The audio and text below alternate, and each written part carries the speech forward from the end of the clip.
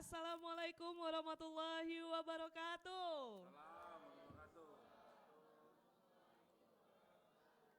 Shalom, salam sejahtera bagi kita semuanya. Horas, menjua-jua, jua-jua, Yohowu, ahoy. Perkenalkan, saya Molizatul Ulfa akan memandu acara talk show kita hari ini yang langsung tatap muka yang dilaksanakan di Aula Universitas Nahdlatul Ulama. Selamat bergabung dalam acara talk show Jumpa Tengah, keberadaan mahasiswa sebagai pelopor perlawanan terhadap politik uang. Beri tepuk tangan yang meriah untuk kita semua. Terima kasih. Izinkan saya ingin pantun nih untuk memberikan semangat kepada teman-teman semua di acara kita hari ini. Boleh ya? Kalau saya bilang baca pantunnya jangan lupa cakepnya nih biar makin semangat kita semua ya. Burung terbang melintasi awan. Menyapa pagi yang cerah berseri. Assalamualaikum kami ucapkan. Semoga acara ini penuh berkah bagi semua yang hadir di sini. Baiklah hadirin dan juga Tribuners, Jumpa Tengah merupakan program reguler Tribun Medan yang mengusung tema politik, sosial dan budaya dengan menghadirkan narasumber-narasumber yang kompeten di bidangnya. Dan saat ini Jumpa Tengah melakukan roadshow ke universitas-universitas yang ada di Sumatera Utara. Hadirin dan juga Tribuners, acara ini disiarkan secara live atau langsung di akun YouTube, Facebook dan Instagram Tribun Medan. Bila tidak sempat menyaksikan acara secara langsung, masyarakat dapat menyaksikan siaran ulang acara ini di laman Facebook dan akun yang saya sebutkan sebelumnya. Baiklah, saya ingin menyambut orang-orang hebat yang telah hadir hari ini. Telah hadir bersama kita Rektor Universitas Nahdlatul Ulama Sumut, Dr. Ibnu Afan SHM. Selamat datang Bapak. Selanjutnya, anggota DPRD Sumatera Utara dari fraksi PKB, Bapak Zaira Salim Ritonga SE. Hadir juga bersama kita, pimpinan redaksi Tribun Medan, Bapak Iin Solihin. Kami juga menyambut para dosen yang telah hadir bersama kita hari ini dan kepada seluruh peserta yang hadir pada hari ini. Tentu saja saya ingin menyampaikan selamat menyaksikan kepada Tribuners yang sedang menyaksikan acara ini dimanapun Anda berada. Baiklah, sebelum kita melanjutkan seluruh rangkaian acara hari ini, dengan hormat saya ingin mengajak para hadirin dan juga Tribuners untuk menyanyikan lagu kebangsaan Indonesia Raya. Hadirin dipersilakan untuk berdiri.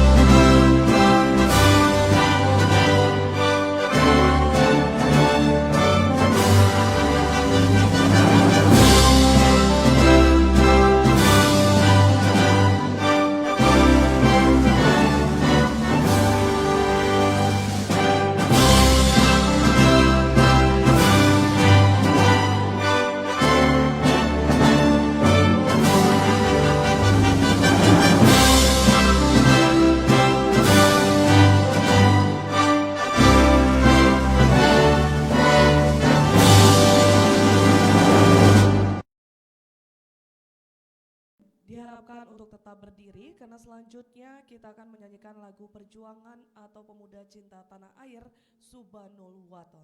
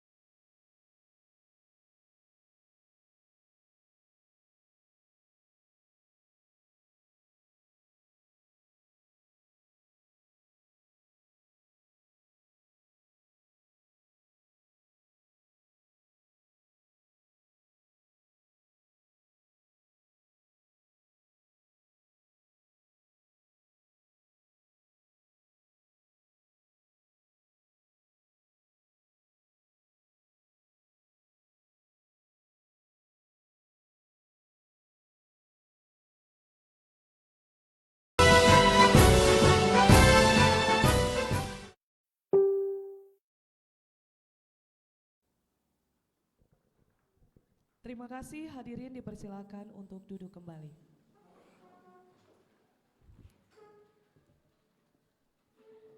Hadirin dan Tribuners, demi berlangsungnya acara, mari sejenak kita membaca doa kepada Tuhan Yang Maha Esa yang akan dipimpin oleh mahasiswa dari Universitas Nahdlatul Ulama, Ahmad Pasaribu. Kepada Ahmad kami persilahkan.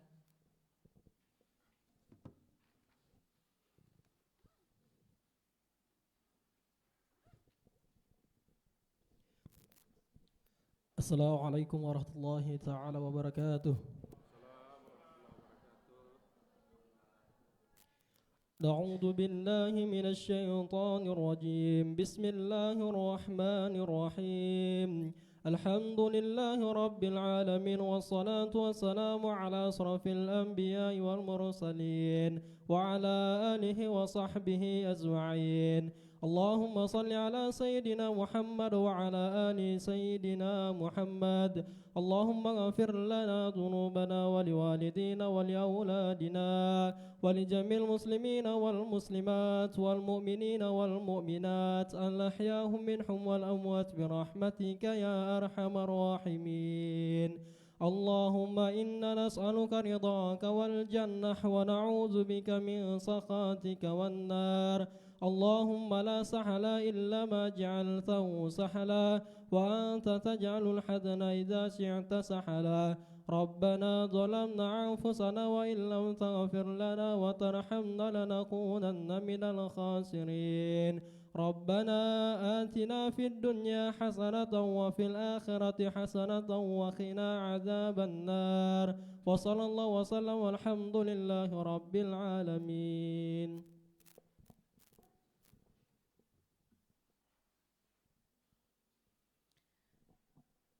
Terima kasih. Baiklah, untuk kita melanjutkan acara selanjutnya nih ya, berhubung tadi tema kita adalah keberadaan mahasiswa sebagai pelopor perlawanan terhadap politik uang, diharapkan nih para mahasiswa yang hadir hari ini yang mengikuti talk show dapat aktif nih untuk memberikan pertanyaan kepada narasumber-narasumber yang telah hadir hari ini, karena tentunya pastinya bakal banyak informasi dan juga pengetahuan yang bakal kalian terima di sini. Baiklah, langsung saja saya perkenalkan para narasumber yang akan mengisi acara Jumpa Tengah hari ini.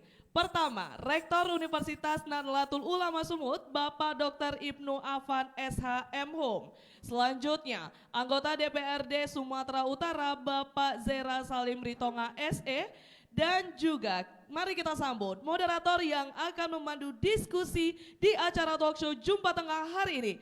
Pimpinan redaksi Tribun Medan, Bapak Iin Solihin. Kita akan memulai acara talkshow-nya, silakan Bapak. Baik, terima kasih Molly. Assalamualaikum warahmatullahi wabarakatuh.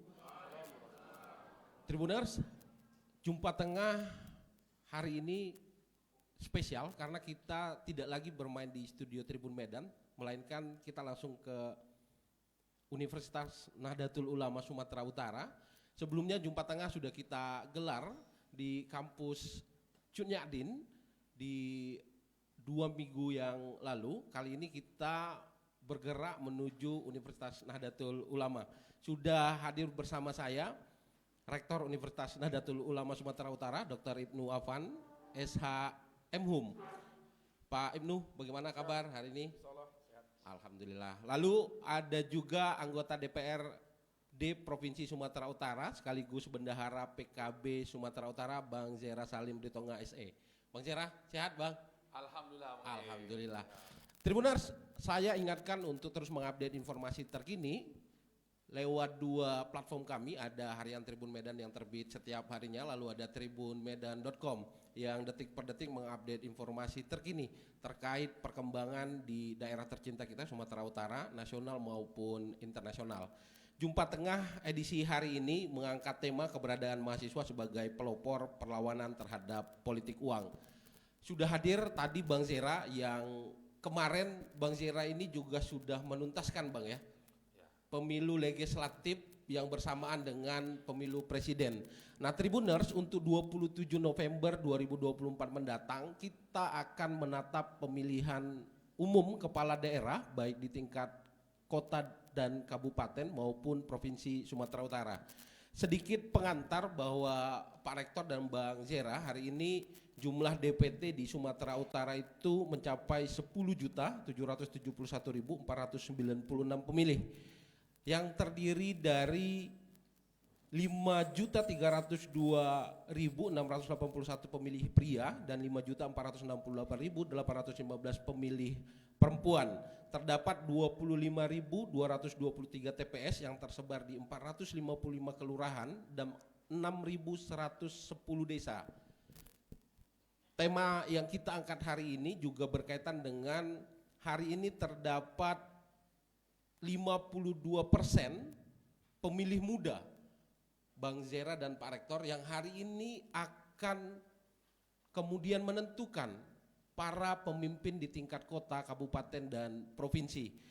Mengutip data KPU RI, total pemilih DPT kita secara nasional pada pemilu 2024 kemarin sebesar 204.807.222 jiwa.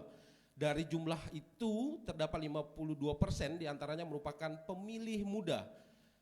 Ada pemilih dengan kategori usia 17 tahun itu sebanyak 0,003% atau sekitar 6.000 jiwa. Lalu pemilih rentang usia 17 sampai 30 tahun itu mencapai 31,23% atau sekitar 63,9 juta jiwa. Dan pemilih berusia 31 sampai 40 tahun itu sebanyak 20,70% atau sekitar 42.395 jiwa. Total 52% ini termasuklah teman-teman mahasiswa yang hari ini Tribuners hadir secara langsung dalam Jumpa Tengah. Nanti kita juga akan mengajak teman-teman mahasiswa untuk berdiskusi, memberikan pertanyaan mereka kepada 2 narasumber kita. Untuk memulai, pertama mungkin Pak Rektor, paling tidak dari tema yang kita angkat hari ini ada banyak indikator lah, paling tidak ada 6 indikator yang kemudian sudah saya sajikan. Bagaimana kemudian teman-teman mahasiswa bisa terlibat langsung dalam meniadakan politik uang. Hari ini sedikit-sedikit uang Pak Rektor. mungkin di tingkat kita yang paling rendah yaitu pemilihan kadis ya Pak Rektor. Tadi kita sempat diskusi Tribuners saya dengan Pak Rektor bahwa hari ini mulai di tingkat level desa saja sudah terasa. Nanti mungkin Bang Zera juga akan memberikan pengalaman kepada kita bagaimana kemudian kemarin juga ikut dalam pileg ya Bang Zera. Tentu ada yang bukan basis aktivis, bukan tokoh masyarakat, tapi punya modal untuk kemudian menggunakan politik uang. Nah mungkin ke Pak Rektor dulu, Pak Rektor bagaimana kemudian teman-teman di Universitas Nahdlatul Ulama memberikan pengajaran, memberikan kemudian bimbingan kepada teman-teman mahasiswa untuk kemudian ikut serta dalam pemilu dan juga tidak kemudian terlibat langsung dalam praktek politik uang. Silakan Pak Rektor.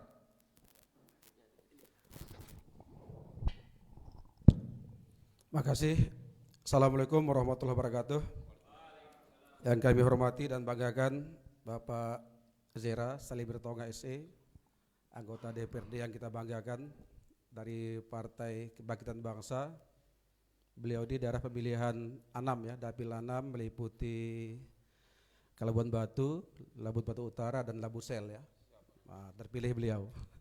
Kemudian sebelah saya Pak Iin Solehin sebagai provokatornya ya. Bukan moderator ya Pak? Iya, provokatornya. Bagus ya, dalam tanda kutip. Membuat diskusi ini dalam rangka untuk membangkitkan semangat kita semua untuk melakukan perlawanan terhadap politik uang, dan para sivitas Akademika UNUSU hadir juga, ada WR3, WR2, para dekan, para kaprodi, para ketua lembaga dan dosen, juga ada mahasiswa ya pada hari ini.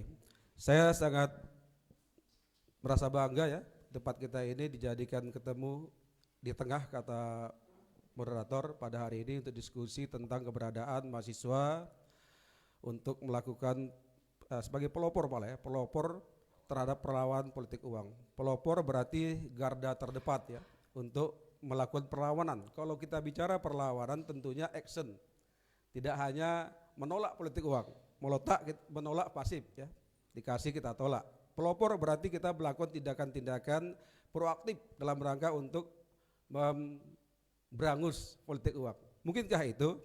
Nah, kita sedikit bahas dulu tentang pendekatan dalam dunia politik.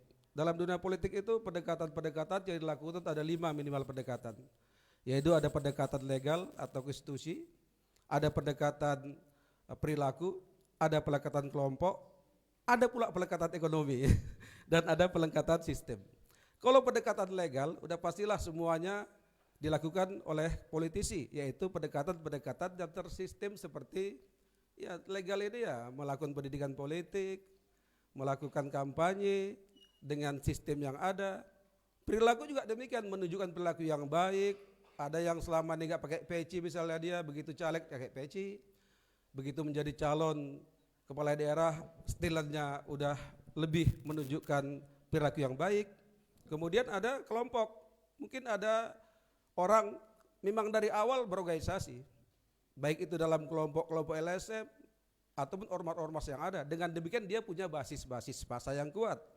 Kemudian sistem partai politik itu adalah sistem yang jelas dalam rangka untuk mendorong manusia politisi untuk terpilih. Lalu ada ekonomi politik. Ditafsirkan oleh kalangan kawan-kawan politisi, ekonomi politik ini adalah politik uang. Padahal maksudnya adalah dalam rangka untuk menyiapkan kader-kader menjadi orang yang mampu bersaing di dunia ekonomi dengan menciptakan peluang-peluang UMKM, lapangan kerja. Tapi salah tafsirkan. Nah, orang-orang yang melakukan politik uang dalam dunia politik ini adalah orang yang nggak percaya diri tadi. Dia nggak punya kemampuan legal yang jelas terukur, nggak punya sistem yang jelas. Ya kan, kalau dia misalnya di dalam politisi yang mau jadi DPR, mungkin dia comotan, bukan dari akar, kayak Pak Salemin ya, dari mengakar dari bawah. Ya, bukan tersistem, bukan punya kelompok yang kuat. Akhirnya dia nggak punya percaya diri, dia menjual percaya dirinya dengan uang. Sama lah kalau saudara ya, kalangan mahasiswa ini Laki-laki yang nggak percaya diri dengan kepintarannya, nggak percaya diri dengan tampangnya, dia pamer uang aja untuk cari cewek. Ayo, siapa aja yang mau kubayarin makan bakso katanya. Pamer uang terus, akhirnya orang terpikat dengan dia karena uangnya banyak. Oh itu uangnya banyak ya, royal ya. Tertarik orang. Memang itu salah satu cara untuk menarik. Makanya wibawa kepemimpinan itu salah satu memang dengan uang. Nah itulah yang sekarang diajarkan oleh kalangan politisi sehingga rakyat menerima itu, dan sejak era reformasi rakyat dicekoki dengan itu. Kesalahannya bukan di rakyat, tapi kesalahannya di tingkat politisi yang tidak percaya diri itu, yang mengajari rakyatnya. Coba politisi sepakat tidak melakukan yang namanya politik uang, nggak terjadi ini. Sama kayak kita basmi judi, ya kan? Nggak mungkin judi terbasmi dari kalau yang ditangkapi polisi itu adalah pemainnya. Coba dalangnya, coba bandarnya, coba tempat-tempatnya, habis ini semua. Nah itulah dalam kaitan politik uang ini juga nggak akan mungkin terbasmi kalau karakter daripada politisi itu nggak berubah, karena nggak percaya diri. Makanya kata Lawrence M. Friedman, seorang guru besar dari Amerika, menyatakan faktor yang mempengaruhi jalannya aturan hukum itu, atau yang dia bilang dengan teori sistem hukum itu ada 3. Satu itu adalah yang dikenal namanya substansi hukum atau aturan hukum. Yang kedua yang namanya struktur hukum. Yang ketiga legal structure, yaitu budaya hukum. Nah, budaya hukum ini tercipta. Undang-undangnya, kalau kita bilang substansi hukum itu undang-undang, aturan main. Secantik apapun aturan main itu, kalau budaya kita ada rusak semua. Budaya ini rusak tentunya akan merusak semua. Tidak hanya merusak kita, tapi juga merusak yang namanya struktur hukumnya, pejabatnya. Maka ada cerita seperti ini. Ada seorang politisi yang mau bayar uang ketika malam itu serangan fajar, nggak bisa dia bayar kemana-mana karena dijaga polisi semua. Keliling polisi, mak kemana nih? Akhirnya dia panggil polisinya, bos, ini uang bos, ini untuk ente, ini tolong bagi-bagikan, bilang untuk aku. Oh polisi yang gerak.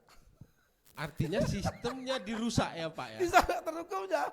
Nah inilah kondisi yang ada itu, strukturnya rusak, budaya rusak. Nah oleh karena itu cantik sekali judulnya. Ya, keberadaan mahasiswa sebagai pelopor. Mahasiswa ini masih putih, ya, kertas putih yang tentunya dijaga keputihannya. Apakah mahasiswa mampu melakukan perlawanan ini? Sementara mahasiswa ini banyak yang kere-kere nih Pak, banyak yang kos di Medan, ya kan, yang kadang-kadang menunggu untung pilkada lah tiap tahun ini ya supaya ada objek, ya kadang begitu. Apakah itu bisa dia lawan? Memang godaan betul, ada di teman-teman mahasiswa ini Pak di kampus ini kita arahkan dengan pendidikan prinsip nilai-nilai keaswajan dan ke-NU-an, kita emang selalu arahkan itu supaya menolak itu, karena kita paham mahasiswa kita ini dari kalangan yang susah-susah semua. Kalau nggak uang ya mau rekam terus. Nah inilah yang kita upayakan, bagaimana mahasiswa ini bisa minimal pertama dirinya dulu, ya, dirinya dulu bisa melawan itu. Dengan satu prinsip bahwasanya tidak akan terpilih pemimpin yang baik dengan cara yang tidak baik, gak mungkin. Pemimpin adalah cerminan daripada rakyatnya. Kok dirusak dari awal gak mungkin terpilih pemimpin yang bagus, gak mungkin. Ya kan zaman Rasul dulu bagus karena gak ada seperti ini.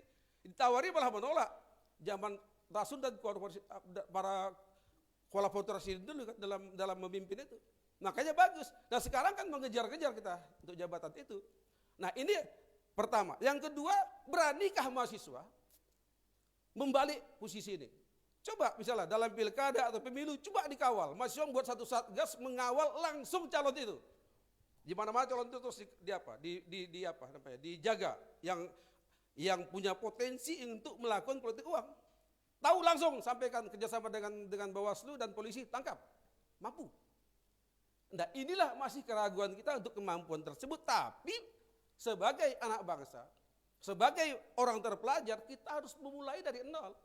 Enggak masalah berapa yang bisa, karena kita dulu pun 350 tahun dijajah. Tapi pelan-pelan kita anak bangsa ini bisa merubah dan bisa merdeka hanya dengan modal bambu runcing. Berkat rahmat Allah yang Maha Kuasa. Bukan tidak mungkin ini terjadi oleh kalangan mahasiswa kalau sepakat berjuang itu dimulai dari kita.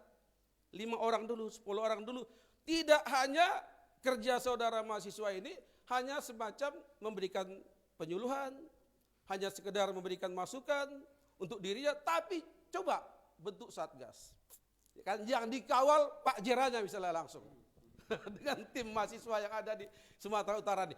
Kawal Bobinya misalnya, kawal di Sedang ada Aci, ada Usop, ada Sopiat, kawal semuanya dilihat. Mampukah seperti itu? Itulah langkah-langkah yang paling efektif melakukan perlawanan. Kalau bahasanya perlawanan. Tapi kalau hanya menolak, pasif aja pun ente jalan untuk diri sendiri. Tapi perlawanan berarti kan ente udah melakukan tangan, membasmi kejahatan dengan tangan. Ya, tidak hanya dengan doa ya Ustaz. Kalau doa saja ya berarti belum masuk tangan. Inilah yang bisa dilakukan oleh kalangan mahasiswa kalau memang niatnya seperti ini. Ini saya kira gambaran yang bisa kita sampaikan awal untuk diskusi nanti. Supaya apa? Pelan-pelan negara kita ini akan menjadi negara yang lebih baik. Kenapa? Karena dengan sistem yang baik terpilihlah orang yang baik. Enggak mungkin dengan sistem jelek terpilih orang yang jelek. Orang punya uang itu bandit. Dengan uangnya terpilih dia. Ustadz gak ada duit gak terpilih. Karena gak ada duit. Karena Pak Ustadz nggak punya duit tadi. Nggak punya uang, nggak mau uang. Jadi yakinlah itu tidak akan terpilih pemimpin. Jangan harapkan pemimpin yang baik dari sistem yang nggak baik. Yang dimulai dari rakyatnya. Kita aja udah dibayar, kok sok-sok kritik orang yang itulah koruptor. Kok ente mengkritik saya, ente juga dibayar. Robah itu kawan-kawan, adik-adik mahasiswa sekalian. Baik, itu Pak caranya. Rektor. Saya kira itu aja ya. Boleh Terima kasih. tepuk tangan dulu untuk Pak Rektor. Jadi Ya. Pak Rektor tadi Ya. mungkin serendah-rendahnya iman itu kita menolak lah gitu ya. Tapi ketika kita bergerak dalam satu komunitas besar, teman-teman mahasiswa di Universitas Nahdlatul Ulama, tadi mungkin Pak Rektor mengejar bagaimana kemudian teman-teman menjadi terlibat dalam fungsi advokasi misalnya tadi. Dengan membentuk lembaga pengawas atau terlibat dalam LSM untuk kemudian tidak lagi secara diri sendiri, secara mandiri, tapi mengajak teman-teman yang lain untuk terlibat. Rasanya sudah tepatlah kita menggelar Jumpa Tengah hari ini dalam program talk show ini. Lalu saya bergeser ke Bang Sera. Bang Sera, Pak Rektor agak ngeri-ngeri sedap ini membukanya tadi ini. Bahwa menurut Pak Rektor tadi ketika sistem ini sudah rusak, maka beratlah. Tapi saya selalu yakin, menghibur juga Pak Rektor tadi menyatakan 350 tahun kita dijajah, toh kita bisa berubah juga. Nah, menjelang 27 November 2024 nanti masih ada waktu kita untuk berubah lah. Paling tidak tadi serendah-rendahnya iman, diri sendiri menolak. Lah, Bang Zera ini kan sudah punya pengalaman Bang. Paling tidak ini periode kedua ya Bang ya, ketiga Bang ya. Ini luar biasa Tribuners, ini Bang Zera ini periode ketiga, tepuk tangan dulu untuk Bang Zera. Kalau kita bilang Bang Zera ini udah makan asam dan garam lah di dunia pileg ya Pak Rektor ya. Nah mungkin Bang Zera bisa kasih tadi, sepakatkah dengan pernyataan Pak Rektor, lalu kemudian bagaimana kemudian teman-teman di partai politik, Bang Zera kan di PKB ikut kemudian proses pendidikan di partai politik. Lalu bagaimana kemudian Bang Zera melawan arus politik uang ini? Bang Zera merasakan langsung ada banyak caleg di Dapil Abang saling mempromosikan diri dan saling mengajak masyarakat untuk kemudian dipilih. Silakan Bang Zera. Baik, terima kasih Bung Iin, izin Pak Rektor, rekan semua. Baik, saya harus bercerita sedikit ini. Bung Iin ketika saya menjadi anggota DPRD Sumatera Utara pertama kali 2014. Saya kebetulan kan 6 tahun setelah tamat dari Unimed, Sarjana Ekonomi Akuntansi pada saat itu. Memang pada 2014, saya terus terang saya tidak punya modal apa-apa. Cuma saya punya keyakinan bahwasanya kalau ingin merubah kampung halaman ini, tidak mungkin orang yang jauh di sana, pasti orang yang ada di sini. Itu paradigma pertama saya yang saya sampaikan kepada masyarakat. Kebetulan 2014 itu dari 8 anggota DPRD Sumatera Utara, hanya 1-2 yang putra daerah. Kebanyakan pada saat itu banyak yang diimpor dari kota Medan, karena memang untuk menerobos partai orang daerah itu pada saat itu masih sulit. Di tingkat provinsi ya Bang? Tinggal provinsi pada saat itu. Kita anak main kampung ini ya Bang? Kampung nih. Nah, pada saat itu kebetulan PKB ini di sana itu belum terlalu dikenal ini Pak Rektor. Jadi saya agak lebih mudah masuk ke Itu dalam. di mana itu Bang? Biar tahu Tribuners. Labuan Batu Utara, Labuan- Labuan Batu, Labuan Batu Selatan. Dapil 6. Kebetulan saya kampung saya Labuan Batu Utara. Pada saat itu saya diberikan nomor 2. Tapi saya punya keyakinan, haikul yakin, ainul yakin, ilmul yakin, haikul yakin, Pak Rektor itu. Iya, tingkatan yang paling tinggi keyakinan kita. Saya punya posisi pada saat itu dalam ekonomi lagi goyang nih. Saya anak 2 saat itu. Tapi saya yakin saya akan bisa menjadi wakil rakyat walaupun tanpa uang. Saya lakukan itu, Pak. Saya door to door, dari pintu ke pintu, ada acara prioritas pengajian saya datang. Walaupun pada saat itu saya masih minim yang namanya retorika kita bicara kepada masyarakat untuk bikin masyarakat. Tetapi saya yakin saja, karena prinsip saya bahwasannya putra daerah itu pasti akan lebih mengutamakan daerahnya pada orang lain. Dan itu adalah bahan kampanye saya. Jadi kalau bahasa Indonesianya, mohon maaf ini, saya ngomong kepada masyarakat, daripada monyet nyihalak, daripada monyet orang katanya, bagus monyet kita, walaupun sama-sama monyet, yang calon ini, kira-kira begitu. Daripada orang luar sana gitu ya Bang ya. Iya. Lebih baik orang kita Harus kan ini, gitu kira-kira. walaupun sama-sama katanya, itu bahasa minimnya, ilustrasinya yang kita sampaikan. Dan itu diterima masyarakat. Alhamdulillah, saya hanya bicara pada masyarakat, meyakinkan masyarakat, saya terpilih Bang. Pada saat itu ada 5 kompetisi di dapil saya itu dari PKB, saya tertinggi suara saya 22.000. Padahal nomor 2 waktu itu. Nomor 2. 2019, hal itu juga saya sampaikan. 2014 saya suara dari 8 itu saya mendapat suara kelima. Saya pertahankan metode itu kepada masyarakat. Sudah mulai bergeser paradigma masyarakat. Yang namanya money politik itu rupanya sudah mulai menjadi menjadi pilihan masyarakat untuk menentukan siapa yang akan dipilihnya. Tetapi saya tetap bertahan. 2019 itu sudah memang marak ya Bang ya? Sudah mulai, Money politik sudah itu ya? mulai. Tapi saya tetap bertahan karena pada saat itu mayoritas yang calon itu sudah putra daerah. Selain memang saya tidak pakai uang, kompetitornya juga sudah putra daerah semua. Jadi kampanye yang tadi itu nggak berlaku lagi. Jadi yang teori pada 2014 biarlah kita sendiri orang sini gitu. Iya, daripada Mulai orang. muncul saingan di lokal ini. Sudah. Ada duitnya pula. Iya, pakai duit lagi. Itu dia. Jadi mereka terinspirasi dari saya. Pak Jera Salim Ritong ini nggak punya duit bisa jadi anggota DPR. Mulailah bergeser paradigma masyarakat. Dan juga mohon maaf ini para politisi kepala daerah sudah mulai mencalonkan keluarga-keluarganya. Itu juga menambah Persaingan ketat ya, makin ketat. Tapi saya tetap masih berpendirian. Tetap saya duduk kembali dengan keyakinan saya. Tetapi memang suara terakhir. Suara terakhir. Suara terakhir itu dia. Tapi terpilih pula ya Bang? Masih terpilih. Masih terpilih. Begitu 2024 keyakinan saya itu mulai luntur sedikit-sedikit. Nah ini bahaya. Artinya sesuai dengan apa yang dikatakan para ahli ya. Saya mengutip dari ini Burhan Mutadi, Direktur Eksekutif Indikator Politik. Pergeseran masyarakat itu untuk memilih seorang legislator itu sudah masuk kepada persentase hampir 35%. Money politik, memilih karena uang. 35%. 35%. Yang dulunya 2019 masih 28%. Artinya ada tren kenaikan money politik Bang? Money politik. Saya merasakan itu. Jadi kita bukan lagi bercerita gagasan. Bukan lagi bercerita bagaimana kita membangun kampung halaman, apa yang menjadi tujuan kita bersama, mensejahterakan masyarakat, itu sudah poin-poin tambahan saja. Begitu Pak Rektor? Yang utamanya sudah, pertanyaannya gini mungkin ya Bang Jera ya. Berapanya ketua? Ah, itu.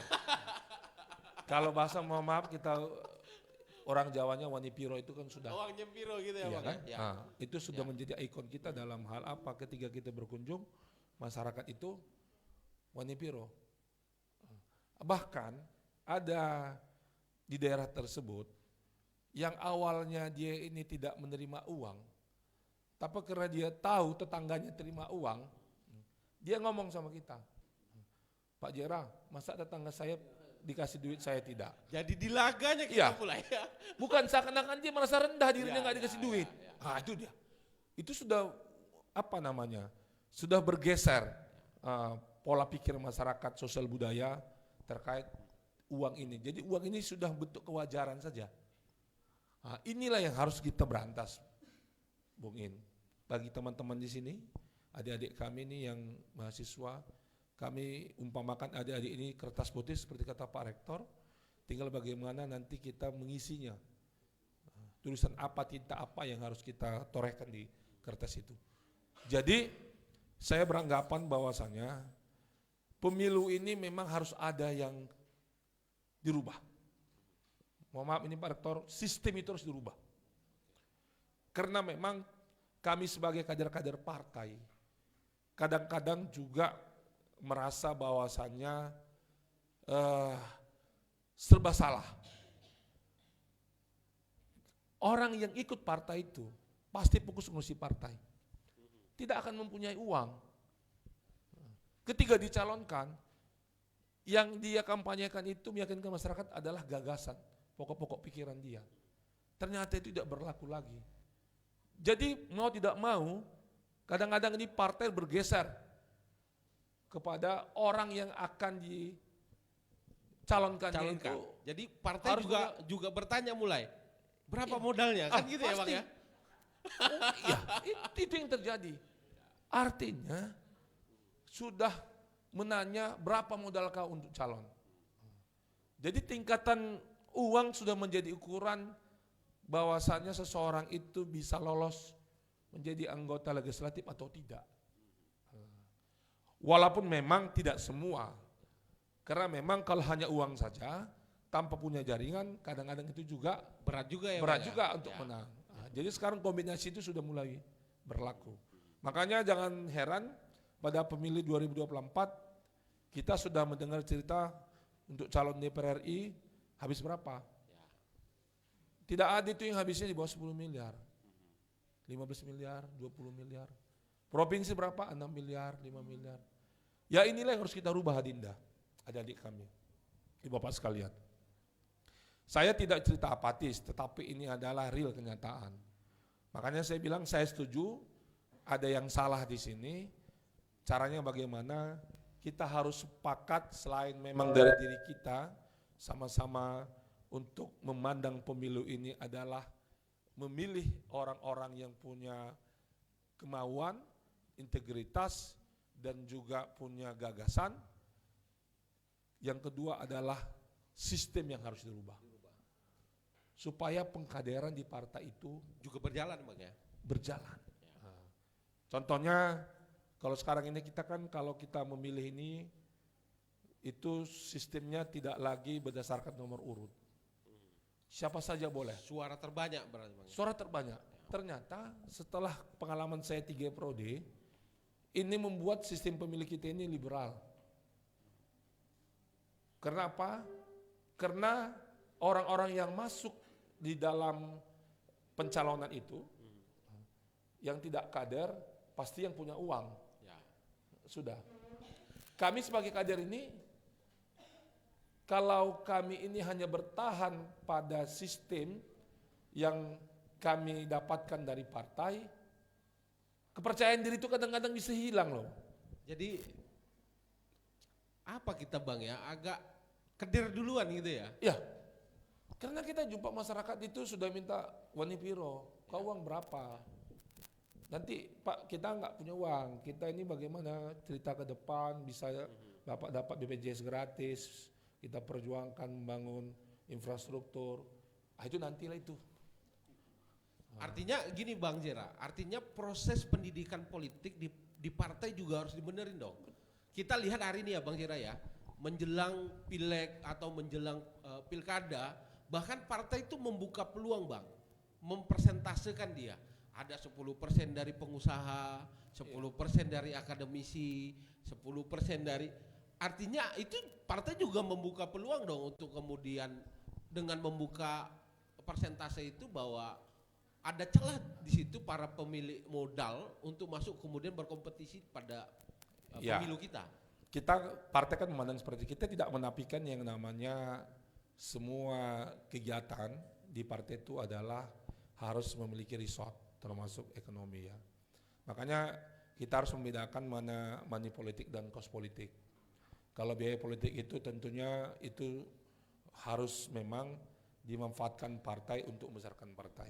Tidak mengeluarkan uang pun tidak mungkin Pak Tidak Rektor. mungkin. Ya. Cetak spanduk, Spanduk, misalnya, sosialisasi. ya kan, kartu nama, sosialisasi kan nggak mungkin nggak pakai air minum sama makan kan nggak mau masyarakat Bang Zira. Iya. Tapi yang lebih konteks adalah bagaimana kemudian yang tadi Pak Rektor sebutkan ada serangan fajar, kemudian mengajak memobilisasi dengan kemudian menggerakkan uang tadi gitu kan. Iya. Jadi sekarang ini bagaimana caranya kita pemilu kita ini jangan transaksional. Saya setuju sistem itu harus dirubah. Kalaupun nomor urut, kan ada wacana yang nomor urut. Sistem yang menurut Abang ideal itu seperti apa sistemnya? Saya lebih mengutamakan setiap ingin menjadi calon anggota legislatif dan juga kepala daerah harus ditempah minimal 3 tahun menjadi kader partai. Artinya nggak boleh dia tiba-tiba loncat partai atau tiba-tiba saya sama Pak Rektor masuk PKB untuk kemudian ikut pilkada gitu. Iya, karena memang apa? Kita di partai ini diberikan pendidikan politik. Kalau tiba-tiba orang lain yang punya uang ke dalam, kan kita seolah-olah kita ini yang sudah digambling sama 5 tahun ini kan nggak ada apa-apanya. Bayangkan saja kepala daerah sekarang menjadi kepala daerah itu tidak perlu ikut partai. Apa kata para kepala-kepala daerah yang berkonstelasi di pilkada? Kalau ikut partai kita banyak habis duit, nanti aja kita bayar aja pada saat itu sendiri. Mending kita cari uang aja. Iya. Waktu mau nyalon nanti kita beli partai gitu. Beli partai begitu. Maka kami di PKB, kami ini di dalam, saya kemarin kami hampir setiap bulan itu melakukan kaderisasi. Bahkan kemarin 2 hari yang lalu dari DPP, Bu Salim bagian pengkaderan terus mengkader kami. Bagaimana bisa mengembangkan partai ini, bisa berperan kepada masyarakat, kehadiran sebagai anggota legislatif itu dirasakan masyarakat. Nah, itu yang kemarin kami diberikan. Jadi terus terang kepada adik sekalian, ayo kita sama-sama perangi money politik. Karena memang money politik ini sudah mendarah daging saya lihat di kalangan masyarakat. Memang faktor-faktornya banyak. Selain eksternal, internal. Di eksternal mungkin terkait mengenai ekonomi masyarakat, sosial budaya masyarakat. Jadi sekarang sudah bergeser. Terkait ekonomi, kita lihat sekarang hidup masyarakat kayak ekonominya mulai surut. Mereka lebih berpikir rasional, memikirkan hari ini daripada yang akan datang. Dan dampaknya akhirnya ke transaksional tadi ya Pak? Transaksional. Nah, kemudian sosial budaya, kadang-kadang seperti itu. Dia tidak dikasih duit, merasa dirinya direndahkan. Bayangkan seperti itu. Nah, padahal orang yang tidak dikasih duit itu kita merasa dia lebih tinggi daripada orang yang menerima duit. Padahal kita kadang-kadang orang segan untuk memberi karena menganggap orang ini, oh enggak lah ini orang ini lebih baik lah mungkin gitu ya Pak. Iya. Nah, kemudian masalah pendidikan, saya melihat, mohon maaf ini, kalau di desa-desa itu karena tingkat ekonominya masih di bawah, kadang-kadang mereka lebih gampang digoda daripada kita yang saat ini berpendidikan tinggi. Terutama teman-teman yang mahasiswa, mahasiswa. Nahdlatul Ulama ya Bang. Iya, sebenarnya. Gak main lah kalau cuma limpul itu kan menggadaikan Iya. rasanya Tribuners dan teman-teman mahasiswa di Universitas Nahdlatul Ulama. Rasanya semangkok bakso saja itu 50.000 itu ya Pak Rektor ya. Itu dia. Dan kita merasakan kerugian 5 tahun ke depan paling tidak Bang. Ya. Gitu. Saya sebagai anggota DPR 3 Prode, Bung Iin, kadang-kadang kita ini terlalu gimana ya, ada rasa apatis sudah 5 tahun juga berjuang membangun kampung halaman, itu bisa dihilangkan dengan uang hanya pada saat itu. Ini juga kan faktor-faktor lain juga seperti itu. Makanya kita sama-sama memberikan pendidikan politik kepada masyarakat. Mencerahkan, walaupun kata Pak Rektor tadi, kita ini ibaratnya orang pintar di 9 orang yang bodoh, tapi kita tetap optimis. Bagaimana caranya masyarakat ini bisa berpikir jangka panjang, jangan hanya berpikir transaksional, sehingga mereka nanti akan dirugikan. Itu dia Bang Iin. Baik, Bang Zera, tepuk tangan dulu teman-teman untuk Bang Zera. Paling tidak Tribuners dan teman-teman mahasiswa yang hadir di kampus Universitas Nahdlatul Ulama, dari pengalaman Bang Zera tadi menarik, beliau sudah 3 periode Bang ya, ini periode yang ketiga. Ada pergeseran sudah dari periode pertama, 5 tahun pertama, waktu itu masih bisa pakai meyakinkan, cakap-cakap, door to door gitu Bang ya. Di periode 2024 sudah terasa itu Bang ya, sudah terasa sekali Bang ya perubahan. Tapi kita yakin Tribuners dan teman-teman mahasiswa bahwa upaya untuk menyadarkan masyarakat kita, tadi mengutip Pak Rektor bilang, tidak akan mungkin pemimpin itu lahir dengan baik dari cara yang tidak baik, gitu kira-kira Pak Rektor ya. Nah, paling tidak inilah ikhtiar kita Bang, lewat jumpa tengah hari ini di kampus Universitas Nahdlatul Ulama, kita mengajak teman-teman mahasiswa, teman-teman muda, 50% yang 52% yang punya hak suara dalam pemilihan kepala daerah nanti bisa kemudian bergerak untuk kemudian menolak politik uang. Saya geser lagi ke Pak Rektor. Pak Rektor, tadi sudah ada testimoni langsung tuh Pak Rektor dari Bang Zera yang mengalami langsung. Tadi banyak catatan Pak Rektor, tadi satu, tidak mungkin kemudian kita dapat pemimpin yang baik dari proses yang kurang baik. Kemudian sistem kita tadi, Bang Zera berharap ada sistem yang baik Pak Rektor, bahwa tidak sekonyong-konyong orang dari luar kemudian bisa masuk ke partai politik untuk kemudian langsung mencalonkan dirinya. Paling tidak Bang Zera minta ada 3 tahun Bang ya. Rasanya 3 tahun pun terlalu cepat itu Bang. Kayak masuk polisi kalau mau masuk Akpol Bang, itu dia mesti bermukim di tempat dia mendaftar, paling tidak setahun kan gitu Bang ya, untuk jadi polisi itu Pak. Kira-kira Pak Rektor, apa feedback dari Pak Rektor atas Bang Zera tadi? Silakan Pak Rektor. Oke, terima kasih Pak. Saya kira semangat yang disampaikan oleh Pak Zera udah jelas ya. Memang kita harus bedakan dulu antara cost politik dengan money politik. Saya tadi menekankan kepada money politik, yaitu pemberian langsung kepada masyarakat dalam bentuk uang. Kalau cost politik tadi seperti yang Pak sampaikan tadi, pemasangan spanduk, kerja-kerja partai, saya kira itu adalah wajar ya. Dalam sebuah lembaga politik praktis itu yang namanya cost politik wajib hukumnya. Tapi money politik itulah yang nggak jelas. Kenapa? Karena nggak punya cost politik yang jelas, tak tersistem, nggak percaya diri, maka money politik. Nah, kenapa godaan itu datang kepada Pak Zera? Karena orang melihat dia udah jadi. Kemarin dia datang masih susah. Sekarang udah gagah pakai jengkol. Dan mungkin di 5 tahun pertama sudah ada program. Iya, jadi terpandanglah, terlihatlah oleh masyarakat apa bagianku. Nah, kalau seandainya dari awal diberikan pendidikan politik, bahwa kita ingin mengangkat harkat dan martabat masyarakat dengan sistem misalnya pemberdayaan ekonomi masyarakat, mungkin tidak lagi. Misalnya melakukan berbagai macam pembinaan terhadap UMKM, ya kan? Kemudian memberikan ruang-ruang kepada kaum miskin ini untuk tahu informasi sehingga berubah, bukan dipiara ya, seperti undang-undang dasar kita.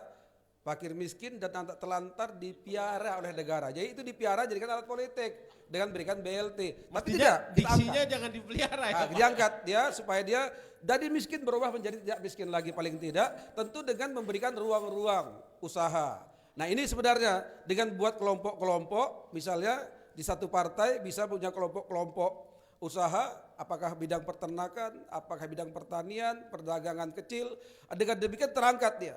Nah, apabila ini terjadi seperti di negara-negara kita baca dari berbagai literatur ya, di negara-negara luar, seperti itu pembinaan kepada para konstituen, sehingga konstituen terjaga dan partainya pun eksis terjaga terus, karena konstituen terus terjaga dengan sistem yang dibuat itu. Jadi pendekatan politik ekonomi politik tadi begitu, bukan pendekatan ekonomi politik itu dengan mencekoki uang.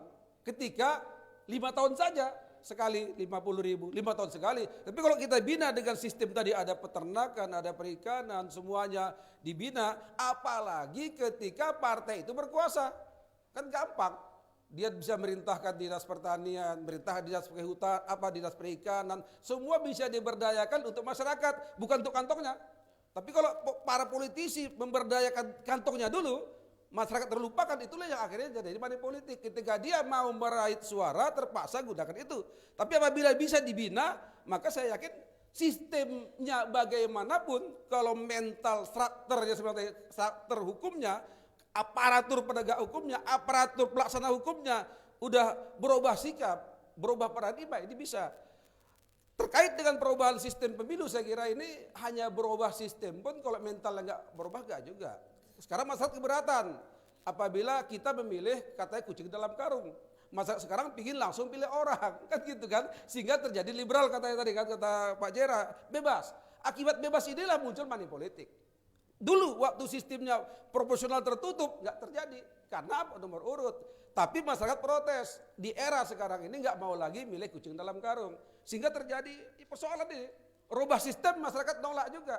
Ikuti sistem ini katanya berpeluang untuk mengarah kepada money politik. Saya kira perbaiki saja diri kita dulu, ya perbaiki saja sistem-sistem yang ada di partai. Saya sepakat tadi.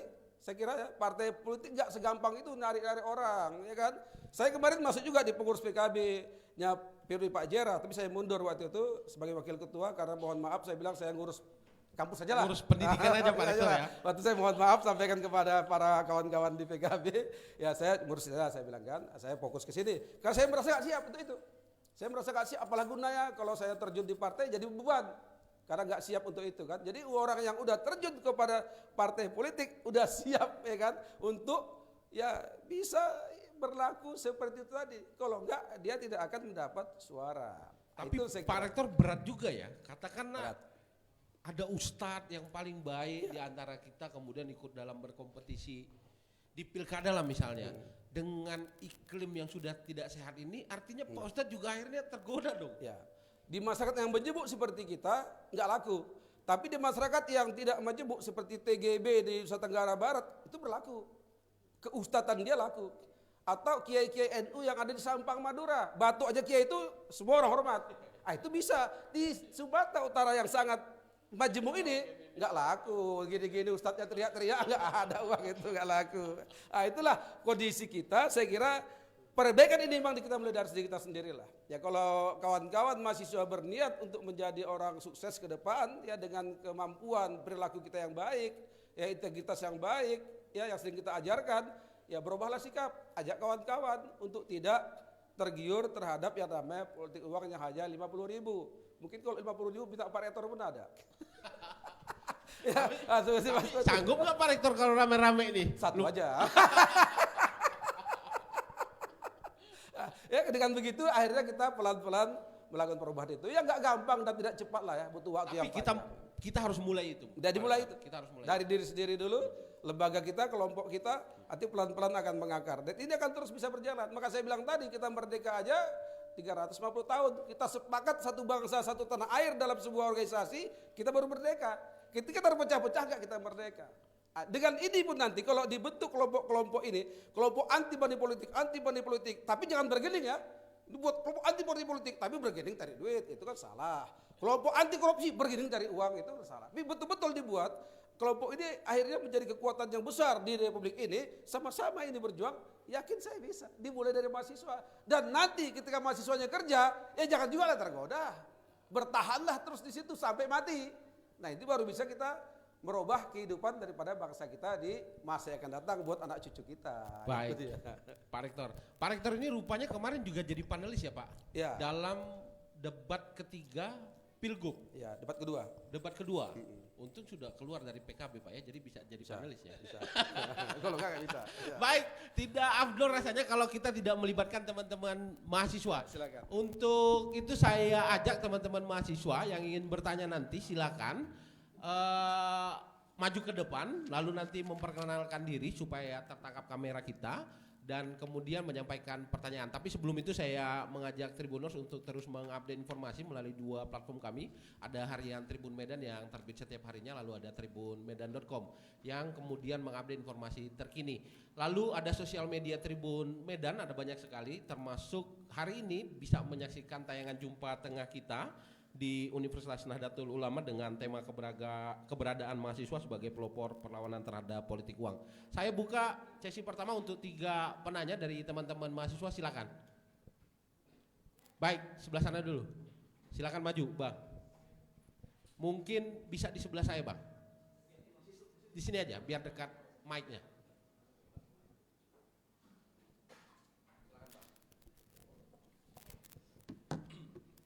Baik, Assalamualaikum warahmatullahi wabarakatuh. Mohon izin Pak. Perkenalkan, nama saya Dan Revaldi dari Fakultas Pertanian, Prodi Budidaya Pertanian. Saya semester 5. Pertanyaannya,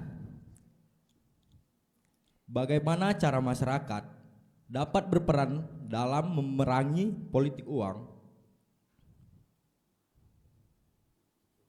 Mengapa sebagian masyarakat masih menerima praktik politik uang meskipun tahu hal itu melanggar hukum? Terima kasih Pak. Oh. Untuk narasumber Pak. Iya Pak. Baik. Oke Pak. Wallahul muwaffiq ila aqwamit thoriq. Assalamualaikum warahmatullahi wabarakatuh.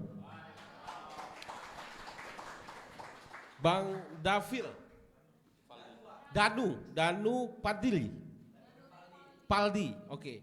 Bang Danu, ini mungkin ke Bang Zera dulu Bang. Pertanyaannya, bagaimana kemudian peran partai politik memerangi politik uang? Padahal mereka tuh sudah tahu Bang, bahwa ambil duit ini bermasalah pada hukum. Silakan Bang Zera. Baik, dari Danu ya. Jadi begini ya Dinda. Inilah tugas kita bersama. Karena memang kita ini kan saat ini masuk kelas pendidikan itu kan akademisi.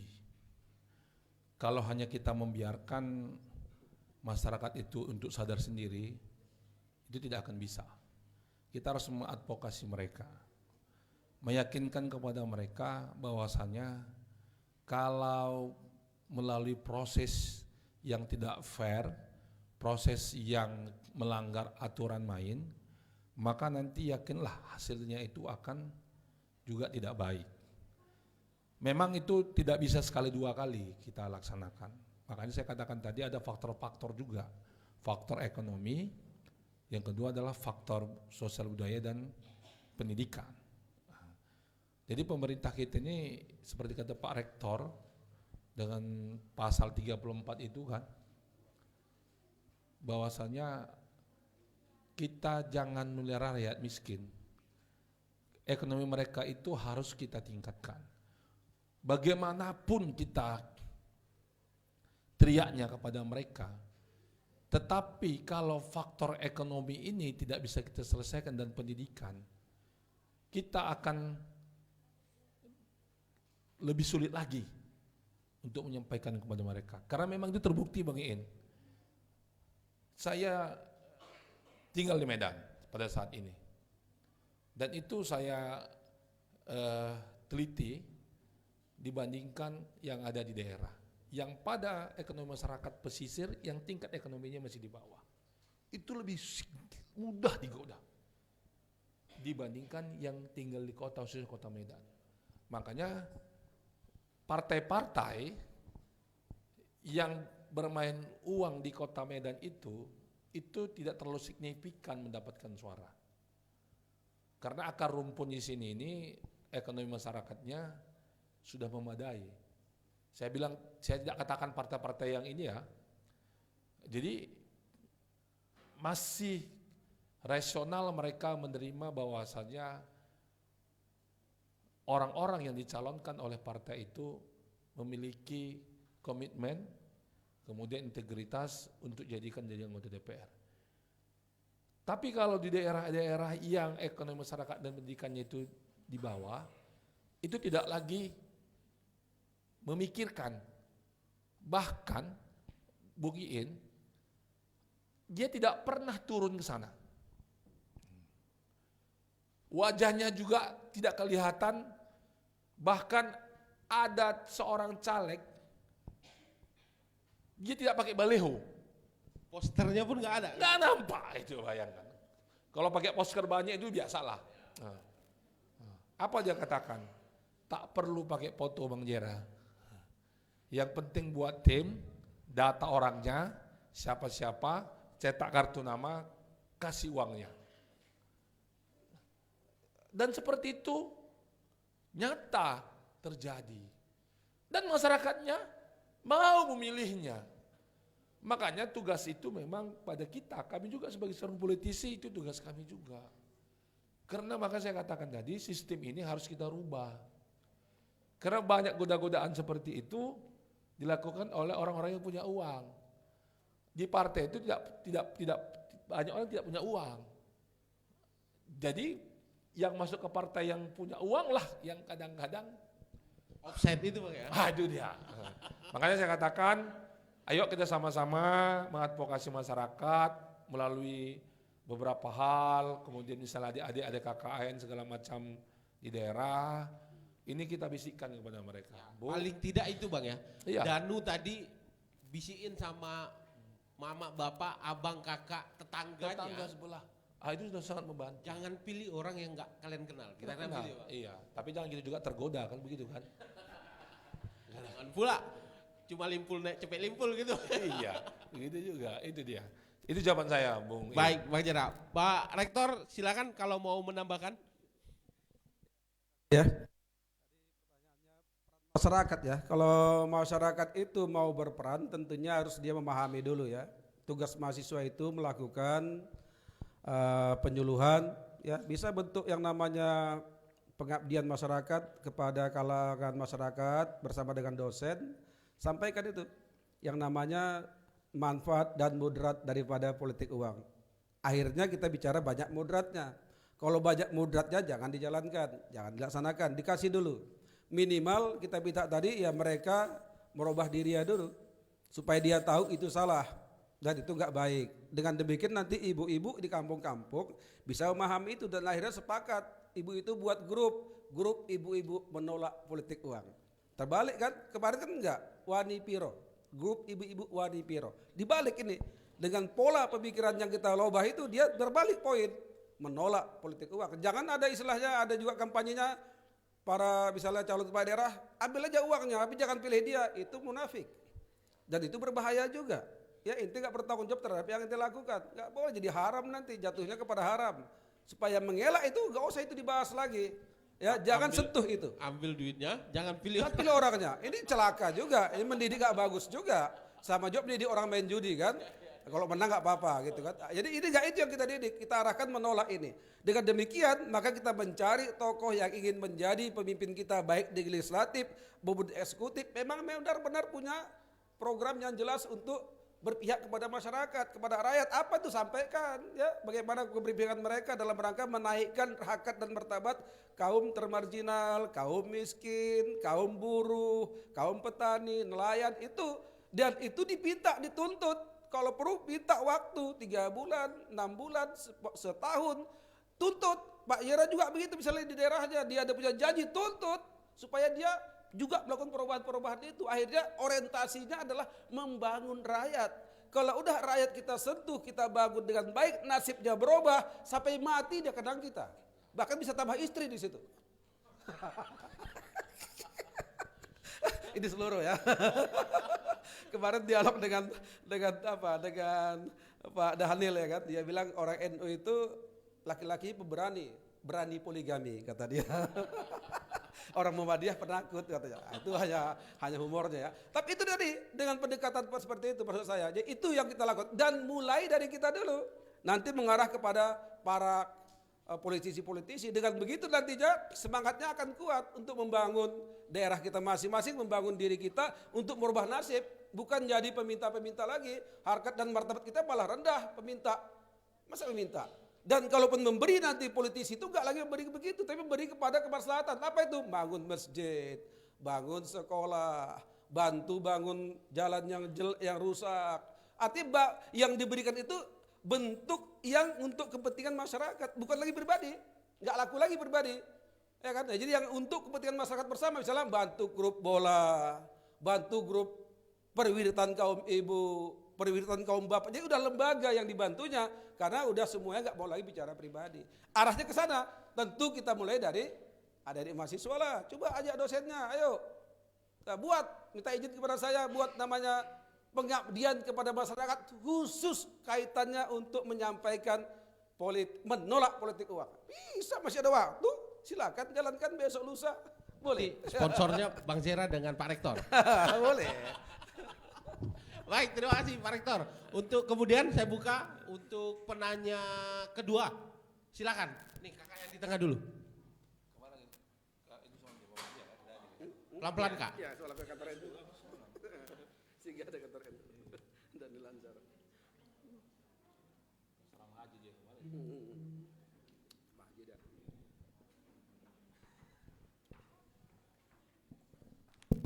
Baik. Assalamualaikum warahmatullahi wabarakatuh. Sebelumnya perkenalkan saya Raina Putri dari Prodi Pendidikan Guru Sekolah Dasar. Di sini saya ingin bertanya kepada Pak Jera. Jika ingin merubah kampung sendiri, tidak mungkin orang yang jauh akan menjadi pelopornya. Putra daerah lah yang akan dipilih, pasti akan dipilih. Karena putra daerah lah yang pasti merubah kampungnya sendiri dan tahu isi dalam daerahnya. Di lapangan sendiri Pak, putra daerah sering terabaikan dalam pemilu, di mana orang luar daerah lah yang selalu memimpin di daerah tersebut. Selain dari money politik yang membuat putra daerah tersebut terpilih, apakah ada faktor lain yang menjadikan putra daerah tersebut terpilih? Terima kasih Pak. Oke, Putri. Ya, silakan Bang Zera langsung dijawab Bang. Baik Putri, saya tagline itu memang saya suarakan pada masyarakat karena memang pada saat itu kondisinya itu di daerah saya 2014 itu banyak yang diimpor dari luar kota. Bukan berarti kalau tidak putra daerah tak boleh calon, kan begitu kan? Karena kita ini sama-sama warga negara Republik Indonesia. Tapi itu adalah strategi saya untuk meyakinkan masyarakat karena saya tak punya uang deh. Itu deh. Jadi itu narasi itu ya kita bangun diterima masyarakat. Karena memang setelah saya duduk saya berjanji saya jalankan. Abang lakukanlah yang tadi Pak Rektor bilang ya Bang. Iya. Melakukan pemberdayaan terhadap masyarakat lewat program-program Program advokasi saya pernah berjanji ketika 2014 itu untuk tanda tangan fakta integritas terkait mengenai ada beberapa jalan provinsi yang selama ada Sumatera Utara tidak pernah tersentuh jalan aspal. Saya berani nih bungiin Pak Rektor. Dalam hati saya penting teken dulu lah, kan gitu kan. Jadi tuh barang tuh. Setelah jadi baru bisa berjuang, kan seperti itu kan. Saya teken jalan provinsi Kota Batu, Lebura menuju Tobasa. Saya teken, saya yakinkan pada mereka. Begitu saya duduk, paling lama 1 tahun depan anggaran ini sudah akan mulai diaspal. Alhamdulillah saya duduk. Itu terngiang-ngiang pada diri saya. Janji itu. Pada masa itu gubernurnya Pak Gatot, transisinya Pak Tengku Eri. Saya coba cari jalan. Kebetulan di Bapeda itu ada saya kenal. Karena saya bahasa Medannya Marta Rombo, Margani Sution, Kepala Sekretariat Bapeda Sumatera Utara. Ternyata hubungan famili dengan mertua saya laki-laki. Nah ini saya mengkait. Itu lobby-lobby kita. Bahkan dia sendiri dia tidak tahu kalau ada jalan provinsi di sana. Saya yakinkan kepada mereka bahwasanya itu jalan provinsi. Bahkan dia katakan di situ penduduknya ada Cerak, Aden, Tulang. Di situ 2 kecamatan penduduknya 20.000. Padahal cuma 5.000 orang di situ kan. Nah, kan sedikit, ya kan. Alhamdulillah tahun depan ya itu strategi kita bagaimana meyakini masyarakat. Artinya dengan cara begitu Putri bahwa putra daerah yang mau kemudian berkomitmen pada janjinya itu pasti akan bertahan, pasti akan dipilih masyarakat. Mohon maaf kepada adik-adik sekalian. Kadang-kadang kita putra daerah, tidak bisa meyakinkan masyarakat, tidak mau berkomitmen. Turun dong. Siang malam turun, nggak apa-apa itu. Saya katakan karena saya alami. Karena saya waktu masa-masa itu pulang-pulang jam 3 malam itu biasa Bang In. Saya tak punya duit saya. Ada mau maaf ini, saya harus cerita lah sedikit. Ada prioritas, jadi setiap prioritas orang telepon saya. Tim saya buat. Pak Jera, di kampung ini ada 3 prioritas, hari Jumat. Pak Jera datang, oh boleh, jam berapa aja yang ada? Jam 10, jam 2, jam 4. Sudah, saya datang ke sana, prioritas. Saya bawa, mohon maaf ini jilbab biasa itu, emak itu cenderamata. Itu kan diperbolehkan dalam pemilu, sebagai cenderamata. Tahu-tahu saya datang, pada satu, saya lewat, oh ini prioritasnya, saya datang ke tempat itu. Tiba-tiba saya datang ke tempat itu, saya ceramah sambil kita situ bercerita, mama-mama itu happy kan. Saya ditelepon sama tim saya, Pak Jera mana ini? Kenapa nggak datang-datang loh? Saya udah di sini, saya bilang. Salah prioritas rupanya, itu dia. Kadang-kadang kesengajaan itu membawa berkah juga pada kita. Ya, begitulah cara kita berjuang, Adinda. Jadi jangan takut. Jadi kalau kalian masuk ke dalam dunia politik, jangan skeptis lah, jangan pesimis lah. Masih ada cara lain selain money politik kok. Tapi jangan kita ini juga mistis. Sudah tidak punya uang cerita uang, kan gitu kan? Ya kan? Betul kan? Janjinya bukan perbaiki jalan Bang Iya, ya. iya. Kemudian tidak pernah turun tapi mau menang.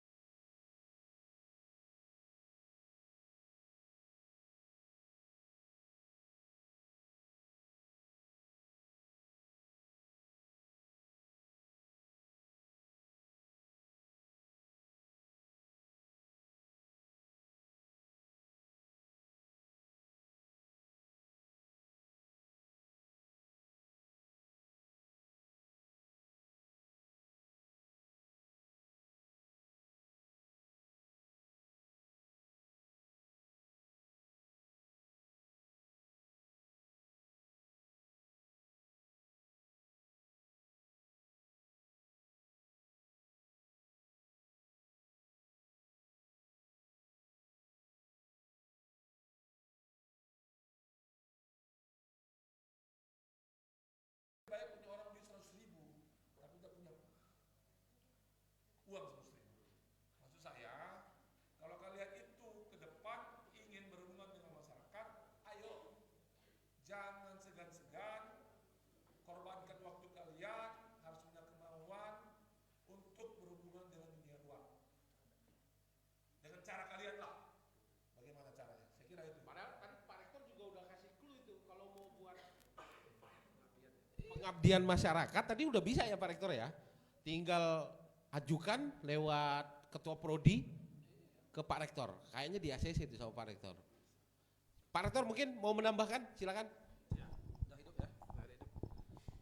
Saya kira itulah memang yang harus menjadi target mahasiswa ya. Tidak hanya belajar tapi juga bersosialisasi. Sebenarnya hakikat dari kampus merdeka itu. Bagaimana mahasiswa itu bisa cepat beradaptasi. Maka melakukan kolaborasi dengan berbagai stakeholder itu perlu. Mahasiswa lainnya atau organisasi intra ya yang ada di sekolah ini, yang di luar banyak kan. Bisa berkolaborasi untuk melakukan berbagai kegiatan, apalagi kegiatan positif seperti misalnya ada di HMI, ada di PMII, tawarkan ini. Saya yakin mereka nyambut baik, ada yang di Awasliyah juga dan berbagai macam organisasi mahasiswa. Itu salah satu poinnya ya, salah satu cara adik-adik untuk bisa melakukan berbagai macam kegiatan ekstra termasuk ini. Dengan begitu nampak ya kerja-kerja nyata kalian di tengah-tengah masyarakat, tidak hanya belajar tapi bersosialisasi. Nantinya kalian terbiasa dengan pola itu dan bahkan nanti bisa menjadi politisi juga. Karena apa? Terbiasa cakap-cakap. Karena politisi ini perkara cakap-cakap. Kalau nggak cakap nggak mau, makanya orang bisu jarang jadi anggota DPR, nggak ada pun. Kenapa? Karena parlemen itu kan parle kata orang Prancis, cakap-cakap, bicara. Jadi kalau dia nggak bisa. Dari sekarang ente berlatih untuk cakap-cakap, bukan tak mungkin ente jadi nanti dalam usia yang muda. Kenapa? Mampu menggerakkan masyarakat dengan kelompok-kelompok tadi. Apabila ente telah berbuat baik untuk para kelompok-kelompok ini diciptakan, membesar dia, bukan tak mungkin di modal kita. Maka inilah pendekatan sistem atau kelompok yang kita lakukan untuk meraih simpati masyarakat. Enggak pakai uang tadi kan, tapi pendekatan-pendekatan seperti ini. Jadi berbagai macam pendekatan bisa dilakukan oleh para politisi untuk mengambil simpati masyarakat agar masyarakat senang kepadanya. Mungkin gayanya juga, gayanya keren ya kan. Kayak Pak Karno dulu gimana? Ya kan setiap datang ke daerah orang simpati kepada dia. Ente datang ke daerah orang lari. Harus dirubah itu supaya apa? Kita datang ke tempat itu orang simpati dengan kita. Betul? Berarti kita perlu bersopan santun, perilaku yang baik, berpenampilan bagus. Janganlah mentang-mentang mahasiswa pakai celana koyak-koyak, ya kan? Pakai baju kaos sopan nampak ketiaknya, ya pakailah sopan santun. Dengan begitu ente berterima di masyarakat. Nanti habis ini pun masih bisa kita lakukan. Menghadap WR2, WR3, bisa. Coba cari peluang-peluang untuk melakukan berbagai macam kegiatan di daerah, ya di desa-desa, di kampung-kampung dengan orientasinya mengarah ke sana. Ya, meskipun ada kegiatan lain tapi sampaikan dikolaborasikan. Bahwa saya turunnya kalian itu ke kampung-kampung dalam kaitan melaksanakan pengabdian kepada masyarakat, disisipkan ini. Kegiatan ini, penyampaian ini terkait dengan apakah itu pemilu, apakah itu pilkada. Itu disampaikan supaya semua masyarakat paham kita ke depan tidak lagi sepakat dengan yang namanya politik uang, tapi mengarah kepada pemberdayaan masyarakat untuk merubah nasib kita semua. Gitu deh ya. Oke. Baik, terima kasih Pak Rektor. Tribuners dan teman-teman mahasiswa yang hadir di Aula Universitas NU Sumatera Utara. Tadi sudah panjang, ada 3 penanya yang sudah tadi hadir memberikan pertanyaan. Untuk Tribuners yang menyaksikan tayangan ini melalui sosial media Tribun Medan, kami memohon maaf terjadi gangguan teknis sedikit tadi, tapi kita akan lanjut. Gak terasa kita sudah di akhir ini Pak Rektor dan Bang Zera, tapi sebelum kita menuju akhir diskusi kita hari ini, tentu kita berharap 27 November 2024 mendatang, saatnya kita menentukan pemimpin di daerah kita, mau wali kota, wakil wali kota, mau bupati dan wakil bupati, serta gubernur dan wakil gubernur, yang tidak kemudian melakukan transaksi money politik. Dan kita berharap pilihan kita nanti akan memberi kemajuan pada daerah kita. Tapi sebelum kita tutup jumpa tengah hari ini, saya meminta closing statement dulu dari Bang Zera dan Pak Rektor. Mungkin mulai dari Bang Zera, silakan Bang. Baik, kepada adik-adik kami sekalian di sini, Bapak Ibu Bapak Rektor sekalian, ayolah kita bangkitkan yang namanya pemilih cerdas. Kita sebagai mahasiswa, sebagai masyarakat punya tanggung jawab juga di sini. Jadi mulai dari diri kita, keluarga kita, orang terdekat kita, tetangga kita, itu udah bagian dari kerja-kerja kita bagaimana menghilangkan money politik. Karena terus terang money politiknya sangat merusak. Apalagi pada saat ini kita lihat seseorang yang menjadi legislator itu, mohon maaf ini tidak lagi adu gagasan.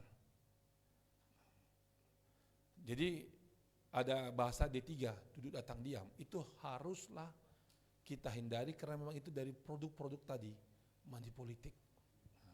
Jadi kita tidak mau mendudukkan seorang legislator hanya diam saja, hanya menikmati gaji buta yang dibayar dari pajak, tetapi bagaimana sebagai anggota legislator itu bisa meningkatkan kesejahteraan masyarakat dan juga bagaimana bisa fungsi kontrol di tengah-tengah aktivitas eksekutif yang selama ini kita lihat perlu pembenahan. Jadi oleh karena itu bagi adik-adik sekalian yang ingin berdiskusi dengan saya nantinya di luar ini, saya silahkan datang kantor DPR Sumatera Utara. Kita akan bercerita banyak tentang bagaimana berpolitik dengan cerdas, tidak money politik. Jadi bagi adik-adik dari pertanian, dari ekonomi, tidak menutup kemungkinan adik-adik ini juga nanti sebagai politisi ke depan yang berjuang pada keunggulannya masing-masing. Yang bagian pertanian bisa memperjuangkan rakyat petani, bagi masyarakat yang ekonominya ingin tumbuh bisa diperjuangkan oleh adik-adik yang tamat dari ekonomi.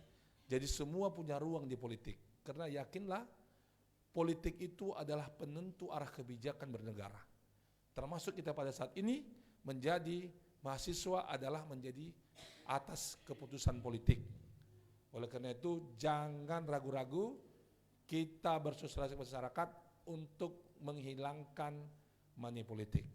Jadi oleh karena itu Pak Rektor izin Pak In, Bung In, saya termasuk orang yang selalu turun ke daerah yang meyakinkan masyarakat tingkat bawah bahwasanya uang itu hanya dirasakan sebentar, tetapi orang yang kita pilih sebagai orang yang punya gagasan besar itu memiliki kemanfaatan jangka panjang lebih baik lagi. Saya kira itu kepada adik sekalian, saya mengucapkan banyak terima kasih kepada Pak Rektor seluruh jajaran. Sekali lagi saya mohon maaf kalau ada hal yang kurang berkenan. Saya mohon ampun kepada Allah Subhanahu wa taala. Wallahi muwaffiq dan muqtarik. Assalamualaikum warahmatullahi wabarakatuh. Saya bergeser ke Pak Rektor, closing statementnya silakan Pak Rektor. Oke, adik-adik sekalian, kalian sebagai generasi muda tentunya tidak boleh alergi dengan politik ya. Politik itu tadi dibilang Pak Jera seni ya. Bagaimana kita bisa mengatur kehidupan berbangsa dan bernegara ini, tetapi yang paling penting adalah seni mempengaruhi orang. Apakah bisa kita pengaruhi orang dengan kemampuan yang ada pada kita, tidak dengan uang, itu tentunya diuji. Nah oleh karena itu biasakan diri untuk terus beradaptasi, bersosialisasi dengan masyarakat. Dan jangan lupa kalian juga calon pemimpin ke depan, yang mungkin ke depan akan menjadi politisi juga, akan menjadi pemimpin juga. Ya pegang itu, jangan ragu, karena segenggam kekuasaan lebih bermakna ketimbang 1000 kepintaran. Pintar pun kita di kampus ini, kalau gak ada kekuasaan, kita gak bisa buat apa-apa, gak bisa buat jembatan. Tapi politisi bisa merancang, bikin jembatan. Maka kadang-kadang ada politisi bilang, ketika dia berkampanye, saya akan bangun kampung ini, aspal, saya akan bangun sekolah, dan saya akan bangun jembatan. Masyarakat protes, Pak di sini gak ada Sungai untuk apa jembatan? Kita bangun sungainya dulu. Saking kalutnya. Itu pola-pola seperti itu ya jangan kita lakukan. Kita berpolitik dengan belajar dulu. Insya Allah dengan saudara banyak belajar ya, berorganisasi, baik itu organisasi internal maupun eksternal, dengan akan terbiasa terdidik. Dan biasakan juga untuk berhubungan dengan para pemimpin-pemimpin yang ada di negara kita. Jangan ragu datang ke DPR. Saya pun dulu waktu pertama berorganisasi, jumpa camat aja udah senang. Ya kan, kita bisa ngomong-ngomong, membiasakan diri, dan dengan demikian nanti adik-adik biasa ya ke depan. Nah dengan kebiasaan inilah akan bisa merubah karakter kalian. Dan yakinkan diri kita bahwa kita satu ini tidak akan melakukan politik uang. Yakinkan kawan-kawan sebelah.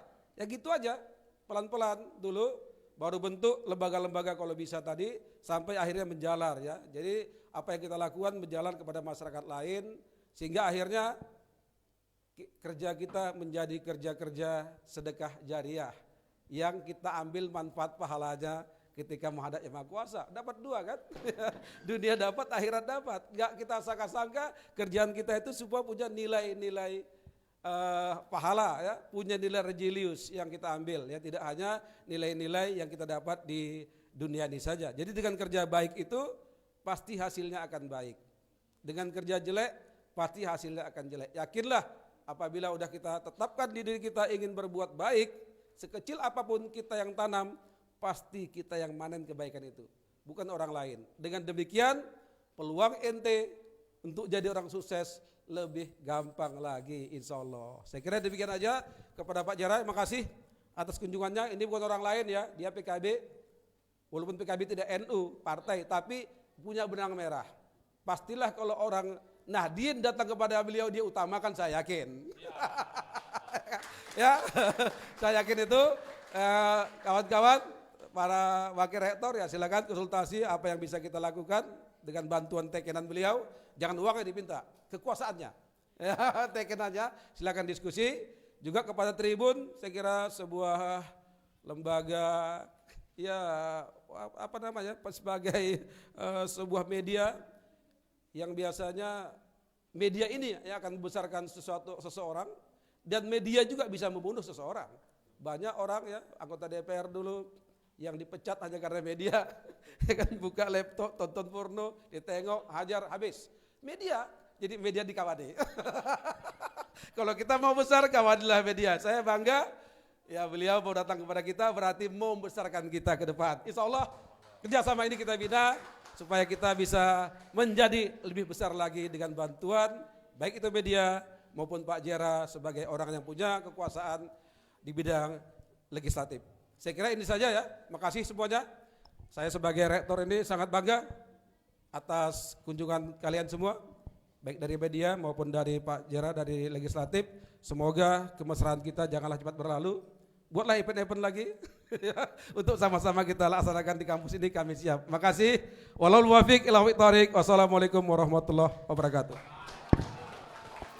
Baik, Tribuners, terima kasih. Seru sekali diskusi kita di Universitas NU Sumatera Utara. Terima kasih kepada Bang Zera Salim Ritonga, anggota DPRD Provinsi Sumatera Utara, dan kepada Dr. Ibnu Afan SHM Hum, Rektor Universitas NU Sumatera Utara. Tribuners, jangan lupa setelah ini ada kampus berikutnya yang akan disinggahi oleh Jumpa Tengah berkolaborasi dengan DPRD Provinsi Sumatera Utara. Saya tutup Jumpa Tengah edisi hari ini. Acara saya kembalikan kepada MC Moli Zatul Ulfa. Moli, silakan. Baik, terima kasih luar biasa sekali. Boleh tepuk tangannya sekali lagi yang paling meriah untuk kita semua. Ada poin yang saya ambil yang sangat penting ya. Mungkin teman-teman harus ingat juga nih. Jangan karena 50.000 jadi rusak 5 tahun kita. Itu harus diingat sih teman-teman. Karena teman-teman semua adalah generasi selanjutnya yang akan menentukan seperti apa Indonesia ini. Karena kalianlah yang masih putih bersih. Seperti itu ya para narasumber ya. Luar biasa sekali. Baiklah hadirin yang terhormat dan juga Tribuners dimanapun Anda berada.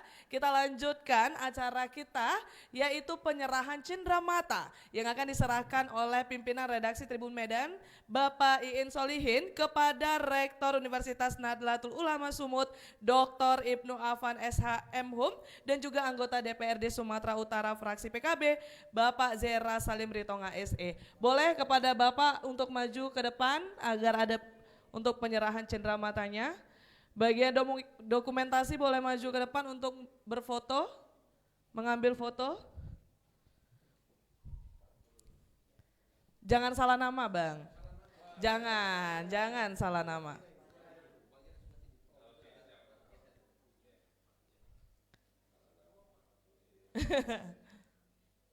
Oke, baik.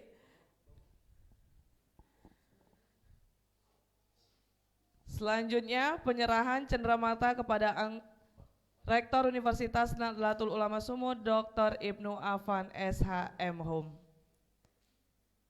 Berikan senyuman yang terbaik, Bang. Oke, boleh sejajar untuk foto bersama? Boleh sejajar, berdiri sejajar untuk foto bersama kembali.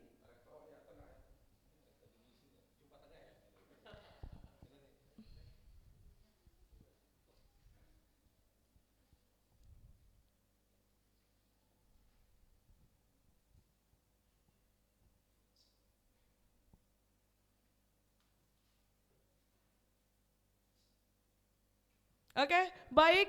Terima kasih banyak kepada seluruh narasumber yang sudah berpartisipasi dalam acara ini bertema keberadaan mahasiswa sebagai pelopor perlawanan terhadap politik uang. Terima kasih juga kami ucapkan kepada Bapak Iin Solihin yang telah memandu acara talk show Jumpa Tengah hari ini. Mari kita beri tepuk tangan yang meriah sekali lagi untuk para narasumber dan juga moderator kita. Boleh saya tutup dengan pantun ya teman-teman, karena saya tadi buka dengan pantun, saya tutup lagi dengan pantun. Bunga mawar di taman mekar, harumnya semerbak menyegarkan. Mari bersama kita bersinar, menolak politik uang yang merusak kemanusiaan. Saya Molisa Tulfa pamit undur diri, mohon maaf apabila ada salah kata dan ucapan. Assalamualaikum warahmatullahi wabarakatuh.